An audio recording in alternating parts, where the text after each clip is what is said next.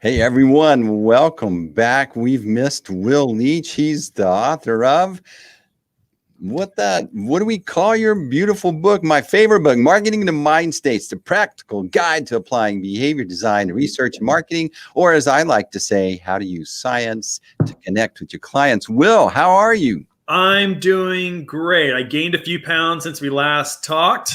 Thanksgiving was small but memorable in the amount of food that I ate. But it's good. Everything's great. It's finishing out 2020, getting ready for 2021. How are you today, Steve? You know, I was excited to see you. I missed you last week. I felt a little lost. I was walking around, I was thinking I'm supposed to be live streaming right now at 11 o'clock, but I was there with my parents and I got over it. Over it.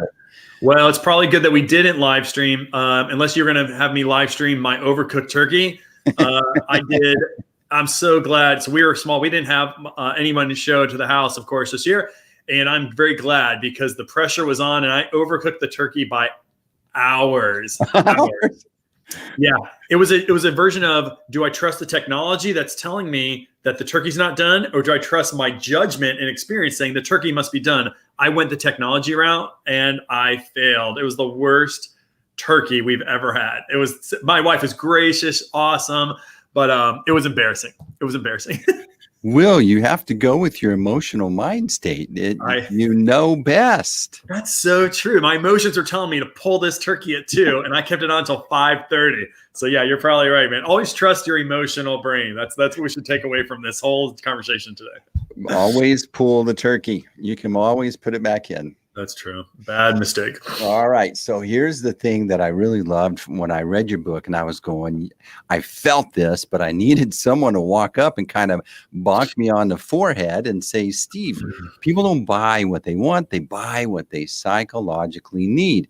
And although you might have had, I would have said, oh yeah, prove it to me. So here's the deal. Prove it to me, Will. That's right. Well, I can prove it to you through lots of different, years and years actually of scientific work. But here's the deal. Here's what I mean by this. So some of you guys may read this and say, oh, I know, we only buy our needs. Like I'm not being kind of placid or kind of trying to be funny with those words. What I mean to tell you is that deep down inside of you, you have a need. We all have these needs for lots of different things, by the way. And for the most part, they are subconscious. You're not even actively aware of those needs. But if somebody asks you what your needs are, you can rattle some things off. But technically, those aren't really needs. Those are your functional goals. So I'm going to step into goal theory today. And why that matters to you if you're a business owner is that I want you to stop thinking that you need to deliver what your people ask for and what they want. That's not necessarily your job. I want to expand your thinking to deliver what people need, which I'm going to show you can expand the offerings that you offer and your competitive set in a very good way. Will, I'm telling you, that's you're forcing us to step over a courageous barrier because especially if you're a smaller business and you just need to pay the bills. Yeah. And so people come in and they say, I need this. And we're all excited. Hey, I got what you need. Yeah. But really, there's a place that we're going to get to where we can better serve them if we can go, well, I know that's what you're saying you need, but really this is what you really do need. That's right. Not even just from the emotional payoff of getting something that you said you needed, but how it's going to make you feel and why that's going to be important. We'll talk about this later, is that when you deliver on people's psychological needs that seem sometimes way far away from the product you offer, they will remember you in ways that you will come up to mind in topics and conversations that otherwise have nothing to do with your product offering, but you will come up to top of mind and they'll talk more about you, the gladic benefits for long-term memory, etc. So what it comes down to, Steve, is goals. And we've talked about this in episodes before, but if you read the book, there is this whole chapter on goals. And here's what I tell you for your customers out there. So let's help us understand goals. It's clear in your head. I've got goals, and maybe it's soccer inclined. What do you mean exactly? That's right. So a goal is defined as where you are right now versus and compared to where you are as an aspirational self. A desired transformation is your goal. Desired transformation. That's right. So whenever I talk about goals, you can rattle off the first part, where you are today. Many people can rattle those up. I want to be a better soccer player. I want to eat healthier, whatever. What's harder for you to do, because we just don't have the time, we don't think about this as much, is understanding your desired end state, who you want to be. And if you look in the literature, we always move towards our goals of who we want to be, our aspirations, like the better version of ourselves, the better version of our business, the better parent that we think we can be.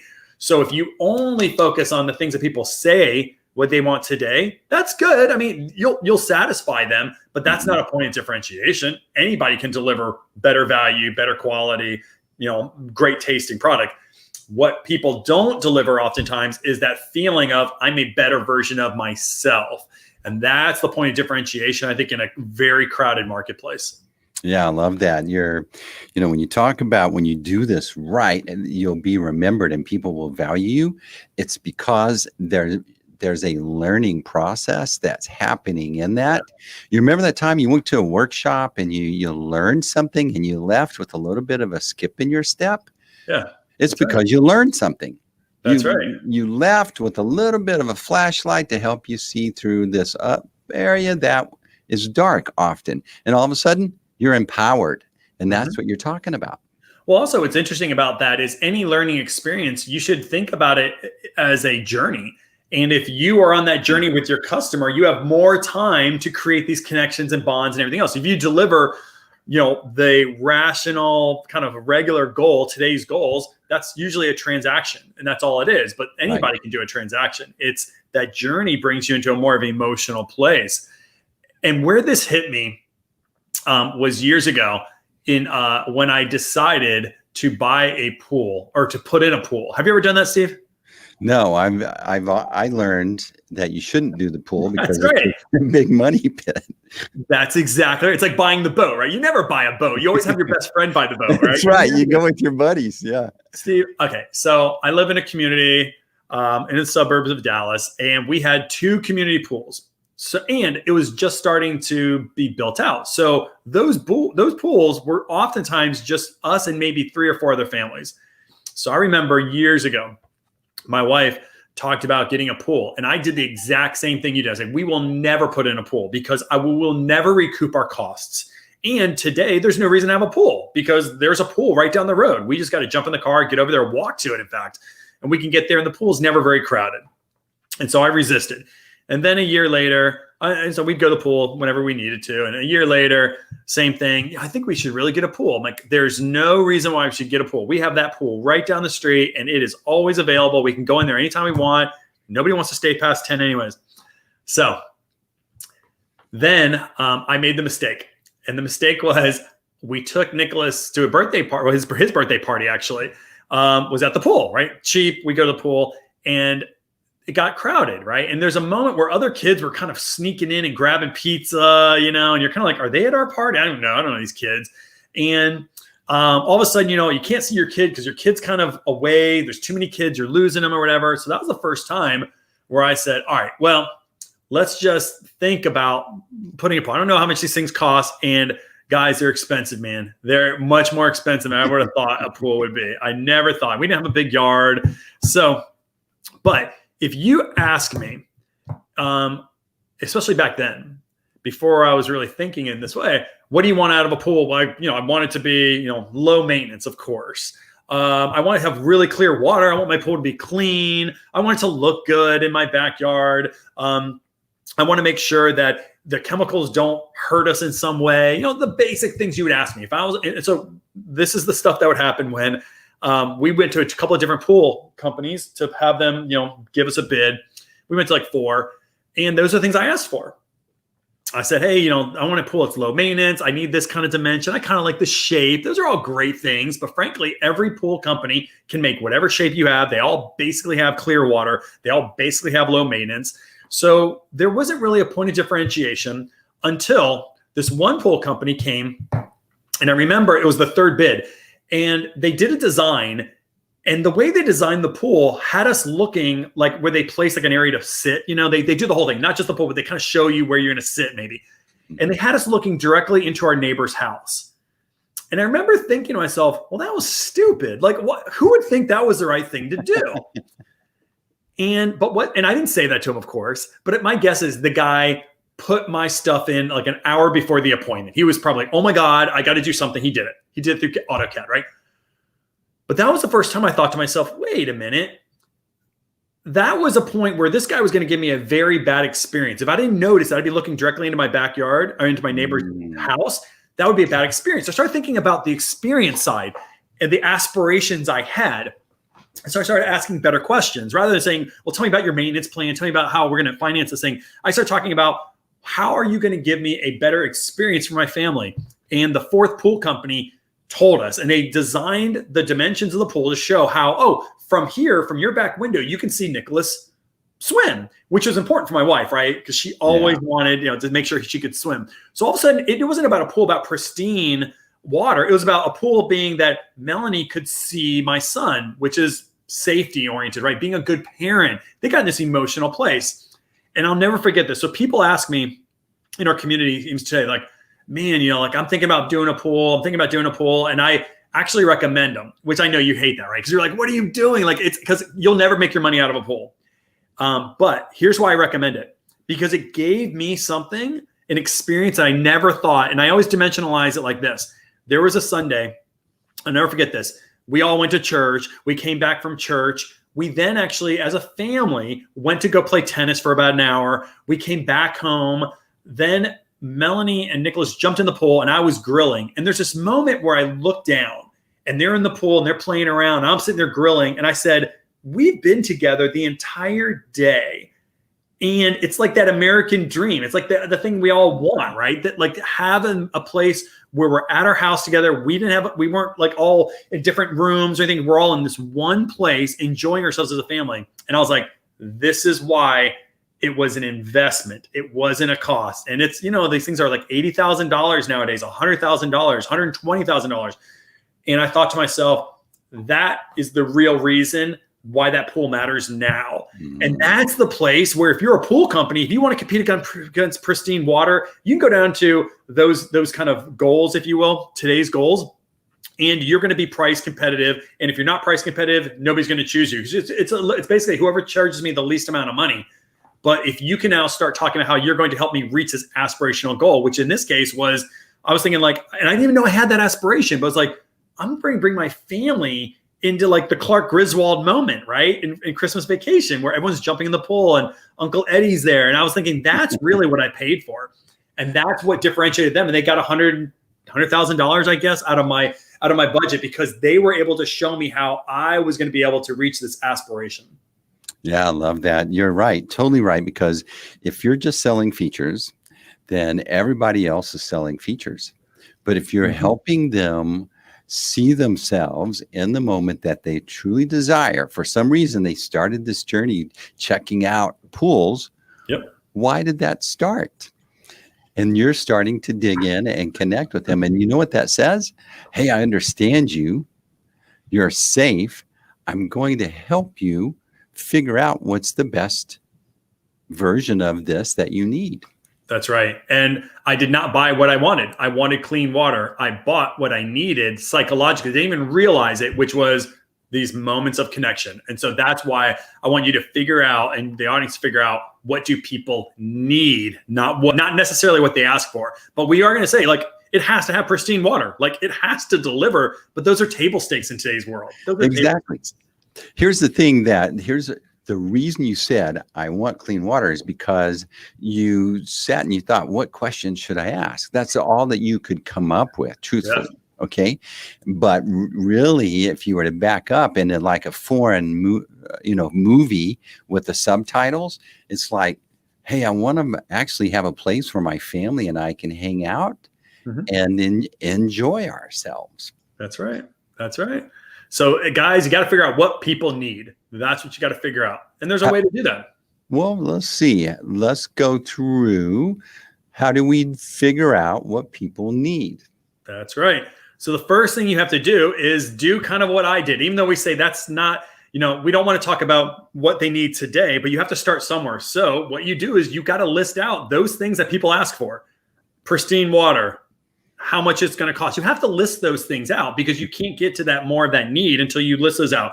So go to a board or ask your customers specifically, hey, as it relates to pools, as it relates to a restaurant, as it relates to my agency, what is it? What are the important things that your customers are asking for? And just write those down on a sheet of paper on a whiteboard. And it's really good to try to get a group of people together. If you have a group of people from your company, write them all out on a board, all in one meeting.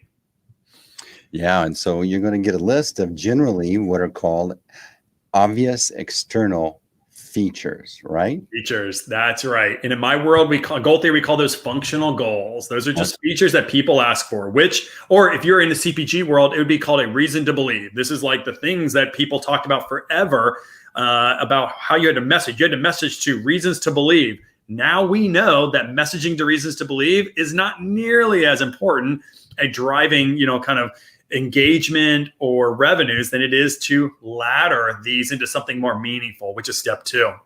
So step 2 is? That's right. So here's what you can do. You get all these things on a board. And then what you want to do is look around the room, or if you have to do this yourself, kind of clear your head and look at these features in aggregate and ask yourself, why are these things important? Why is it important? Just start brainstorming. Why is this collectively important? You're probably going to get to, or I want you to try to get to 2 to 3 statements. So if you had 20 statements of features that people are asking for, ask yourself, why are those features important to that person in their life? And then write down maybe 2 statements. Okay. So they're going to go, well, the water, we want the water to be good for our health, or I know we want salt water. Yeah. Okay. Well, why do you want salt water? That's right. So why is that important, right? And so then now if you can ask your customers, that's the best thing you can do. But if you can't, you got to write that down. So maybe salt water is like, well, I heard that salt water is easier to maintain and less chemicals. And so there's less chemicals that could possibly hurt my family. Or if it's easier to maintain, the pool is always ready. I don't have to worry about, oh my gosh, people are coming over and I got to drop in some chlorine tablets to make sure everything is looking good. Like the salt water in a pool is supposedly better for you. Okay. So next, do that again.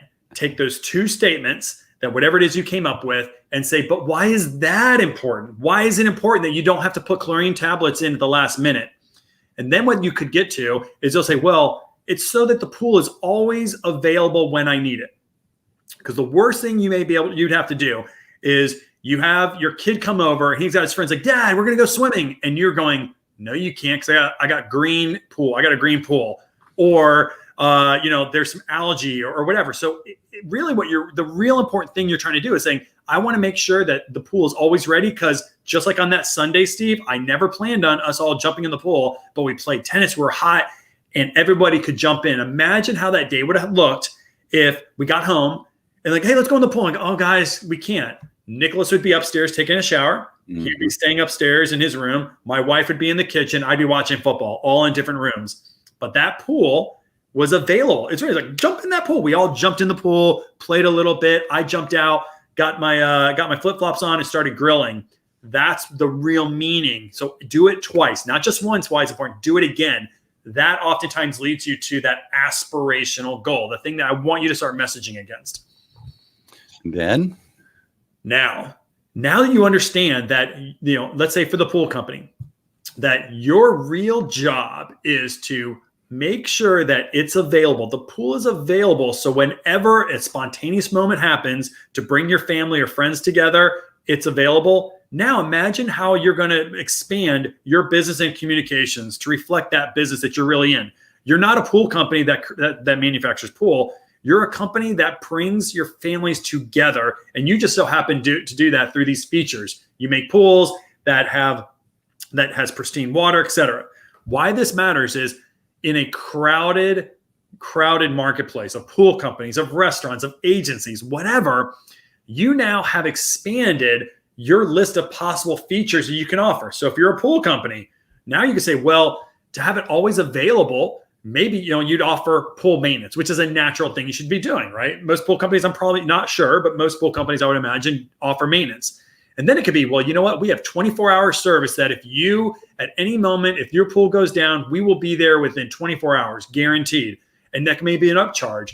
we will provide you, we can actually start building grill areas, and we can start building like pergolas and things like that. So we're not just going to provide pools. We're going to expand our offerings into spaces where you bring your families together. Now you can start offering more and more services to bring people and families together so that these backyard experiences are ready to go. You could go into home security from there, because now all of a sudden, having a pool ready and feeling safe in there, you want to make sure that, whether it's a higher fence line or you bring in shrubs to give you more privacy, like, you see how you can expand if you know people's real reason of why they want that service. That's why I think it's important to think about not just your marketing, because that'll differentiate you by showing families getting together and the pool is always ready, but also in your innovation, the products that you offer.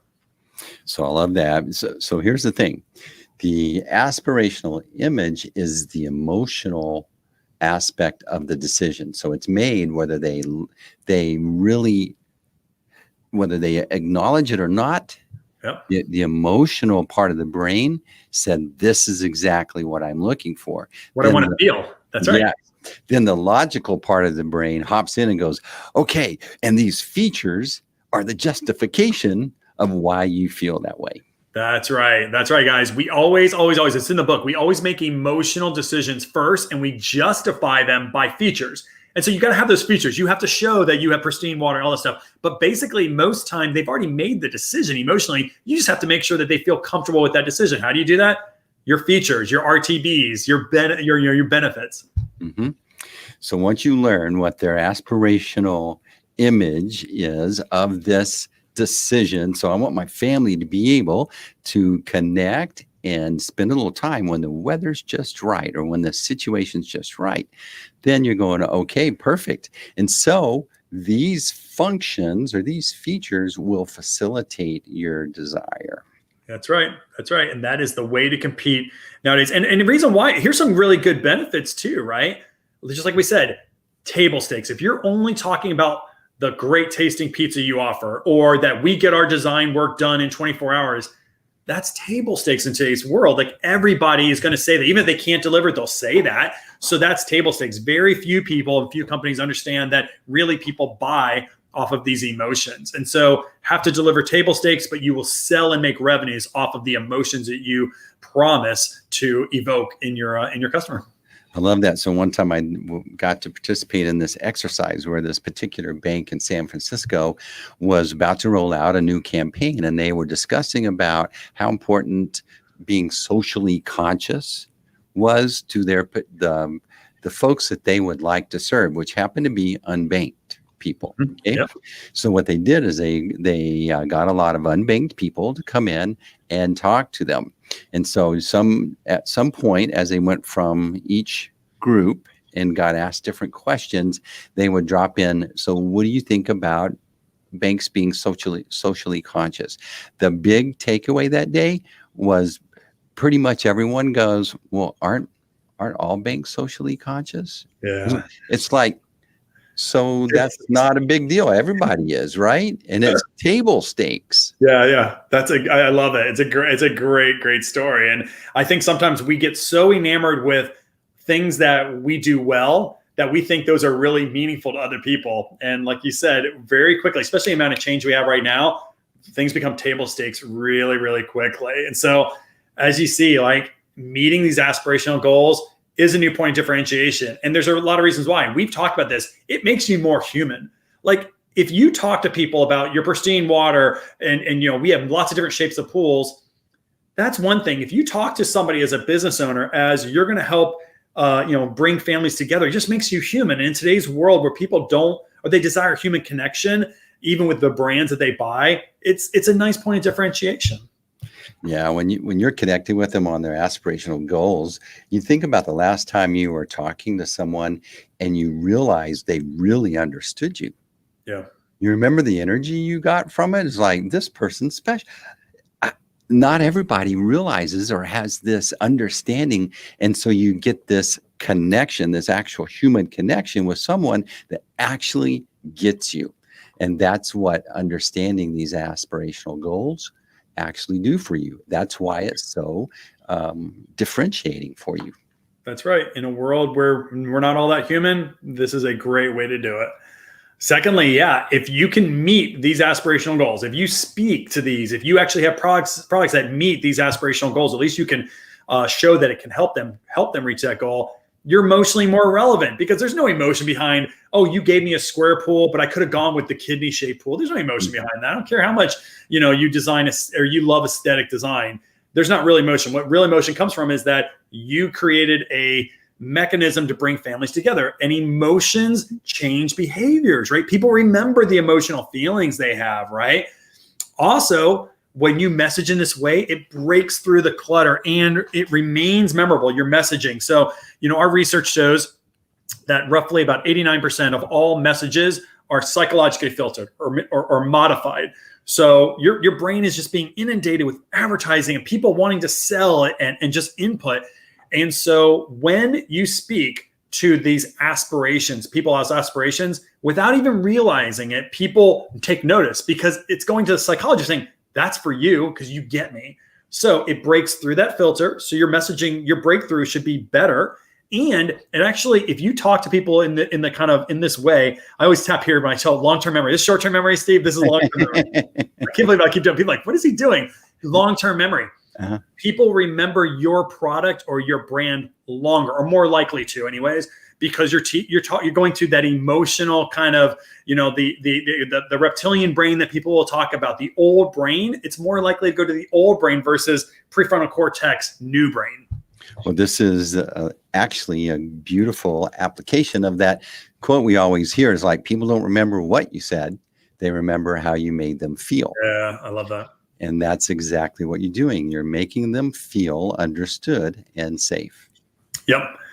And this last one is just like we said, it expands your competitive set but it's in a good way. I'm not asking you to get more competitors. What I'm asking you to think about is that if you are now not just selling pools, or if you're not just selling pizza, and you have the greatest Italian pizza or whatever, we always bring up pizza in our conversations. If you're not just doing that, you're saying, no, I'm bringing families together. You're now competing. If you're a restaurant, you're competing against not just other pizza places. You're competing against Mexican restaurants, coffee shops, entertainment venues. All of a sudden, when somebody wants to connect, you may come to mind, where otherwise they won't even think about pizza. They may have thought Chinese food, or like, oh, you know what, that pizza place down the block, though, that's really fun for the family. Let's go there. That's what I want to do. I want to expand the numbers of times that people will think about you. And then, Steve, you and I are like passionate about this. In today's economy, the middle class will be built upon entrepreneurs. But entrepreneurs are disadvantaged right now because it's the big companies that have all the marketing dollars, and it's not companies like ours that have smaller dollars. So we have to take advantage of little small techniques to expand consideration. I believe it's the only hope that our economy has in the future. It's an expanded middle class of entrepreneurs. One time I had to live in a different city for a while for one of my jobs, right? And so I had a per diem every day where I could go to dinner. And it was kind of weird because I ended up going to the same Outback every single night. And it's like, well, Steve, why did you do that? Why were you in such a rut? And it's because they knew my name. Yeah. Okay. And so I got to thinking about it. Well, the reason I go there is because actually, well, hey, Steve, how's it going? And then I would get like an extra dessert every once in a while, or they would offer me like another drink. But it was because they made me feel at home when I was away from home. Yeah, that's right. Yeah, you leave a bigger tip, right? So it benefits everybody. Yeah, my best friend goes to a diner down in Lakeland, Florida, and he's got to a point where as he walks, they see him coming in from his car and they start cooking his breakfast. So when he gets in there, they've already got his order. They're already starting to get his juice to save him time and he goes there. It's called Jack's. He goes there all the time now just because they get him. They know what he's going to order and they're prepared. They're thinking about him. Makes him feel special. So in that case, his aspirational identity is, hey, I'm important and people like to cater to me. And imagine how that starts your day every day. He goes there before work and he starts every day knowing that he's loved, feeling important, and he gets to go to his job from there. That's not a bad place to be if you're an entrepreneur right now, is to have that connection with your customer. Well, I tell you, the flip side of that is that the restaurant, the people that do that every day, they receive a fulfillment from that as well. Yeah.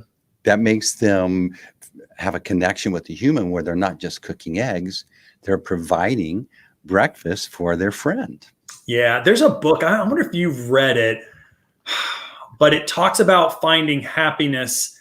It might be called the Happiness Project. I can't remember it. But anyways, basically, I think it's Gretchen Rubinstein, not sure how you pronounce it. She was looking at happiness, and she found that people's fulfillment in life was to elevate a large part of fulfillment in life was to elevate their role in their job to something more aspirational and meaningful. Mm-hmm. And so she got there because she was in a hospital. She wanted to talk to doctors and nurses, and they were like, well, these people are like saving people, so they must certainly be happy. And what they found out was on this one ward of this one hospital, the cleaning crews, people in the cleaning crew, they said, well, describe your job. Or actually, they noticed that the cleaning crews are going in there talking to the patients. And you're like, what? Is that right or whatever? And they found out that the cleaning crew did not see themselves as cleaning anything. They're like, we're here because we're helping save patients. And they took this meaning on their job and their role to where they said, we're an integral part of people's health, because we're making sure that people don't get infections here. We're making sure that doctors are working with clean items. And I thought to myself, and because of that, they were highly satisfied with their job. Same idea, right? It's that when you can connect people to their aspirations, they work harder for you. They're more enjoying their jobs, and they're more likely to work harder and stay with you longer, right? Yeah, I think people go, hey, I'm trying to figure out how to be happy, but happy is, it comes in waves, and you can wake up one day and be all happy, but something happens and you're not going to be happy. But being fulfilled is very rewarding, because fulfillment comes from overcoming challenges, from leaning in and figuring out something, and there's something innate in us that really receives an emotional reward over overcoming challenges. And so that's fulfillment. Yeah. And so I really look for these things that we're talking about as a way to connect with humans and feel more fulfilled that you're doing something above and beyond, bigger than just selling them a pool.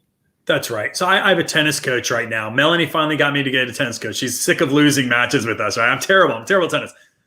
But our coach, I looked at him one day, and this was really meaningful, because I was like, man, thank you so much. I appreciate your time. And I think as a coach, he was like, well, you're paying me for my time. But I'm like, no. You are giving me expertise. And because I'm getting better, you're helping my marriage. I have to look at my wife, and she's like, Will, would you stop rushing the net, right? I'm like, you're helping my marriage. You're giving me greater confidence in myself, which makes me a better father, which makes me a better business owner. Mm-hmm. And I was telling him, like it matters. Like what you do matters beyond you're helping me on my horrible, slice or whatever, or my horrible golf swing or, tennis stroke or whatever. And I remember thinking, like, everybody wants to feel that they're helping people reach their aspirational goals. So like you said, it's not even better for your business, but it's better for you as a person. Like help people reach their aspirations. You're going to be a happier person, and they're going to be happier too. That's so true. It's a beautiful way to wrap it into your marketing, your messaging. Actually, it's humans wanting to be impactful in other humans' lives. And this is a legitimate application of a universal truth. Yeah, it really is. It really is. So it's been fun. I'm glad we're talking about it. I'm glad we're back after Thanksgiving. I'm going to lose some weight. I'm going to go get back on the tennis circuit. But yeah, so hopefully, guys, aspirations. Help people with aspirations. Everybody's better off. Aspirations. If you know someone's aspirations, it just means you care. That's right. So some Mindstate Marketing Hour with Will Leach. He's the author of Marketing to Mindstates. Will, you actually even have a website, right? You're like this legitimate concern that actually applies this in applications with other businesses. Tell us a little bit about that. I do. So I have a research company called Trigger Point Design, which does research to understand people's aspirations and understand, the psychology behind why they make the decisions they do. Mindstate Group is a company that takes that information and helps train marketers, brand managers, brand planners, how to use behavioral psychology to get messaging, to get people to think and act differently and really engage them in your brand. So we offer lots of different services, like a blueprint here We have blueprints that once you identify these factors, you can hand off a blueprint, kind of a psychological code to make your marketing much more effective. And if you see behind me, I don't know if you noticed that I kind of look like you a little bit. I got a microphone back here. I've got lighting. What's going on here? You're up in your game. I'm upping it. So, we've been offering workshops, 2-day workshops for a number of months now. And the feedback has been like, it's great, except for how many people have the time to take 2 solid days out of their life to learn about all these things in the Mindstate book. So what we're doing is we are filming a master class. So the master class is being filmed, and we're going to offer a master class where you can download a whole bunch of different videos, about 10 to 12 hours so far. It looks like it's even expanding, of teaching. And it'll go through step by step on how to understand these mind states, but also then how to draft new creative and even audit your creative to make sure that you're tapping into the psychology of people's mind states. So we got a master class that's going to be offered in January. So when I'm not talking to you, I'm doing a lot of filming. And we're going to also every month after January is offer our workshop, but for just one day. So in the 1-day workshop, you will actually work through your data as a business owner to identify your customers' mind states, how to do audits yourself on your data. So eventually these things are going to kind of reside together. You'll do the master class on your own to understand and learn about it. And in a workshop, a couple of hours, work with me direct to actually identify these for yourself. That's right. The big epiphany for me reading Will's book was that people are in different states of mind during the day. And generally, they're in a common state of mind when they're evaluating the solution that you offer for the challenges that they're encountering. And that was like, of course, that makes sense. But how do I understand that? Well, that's what Will's book does. That's what his workshop does. That's what his training does. So, right. And the other big thing, here's the big drop right here. There it is. Being human is a competitive advantage. It sounds funny, but it's true. You That's just need to care. That's all we've been talking about all day is humans. So if you believe in anything that we talked about today, you should now know that being human is a competitive advantage. Take advantage of it, guys, because people are going in a totally different direction with technology and efficiencies. And if you can be human, you can be relevant. All right. And that's from 2 humans to all you humans out there. Hey, we got a comment. How about this? Masterclass sounds great from Michael Ferguson. Hey. The workshops enhance the book teachings. Really good. Thanks, Michael. There you go. Thank you, Michael. I appreciate that. So thanks, guys. We'll see you next Thursday and on the Mindstate Marketing Hour. Will, you have a great week. You guys be sure to reach out. You can reach Will on LinkedIn or the Mindstate group. Check it out. Talk to you later. Bye, guys. And that's a wrap.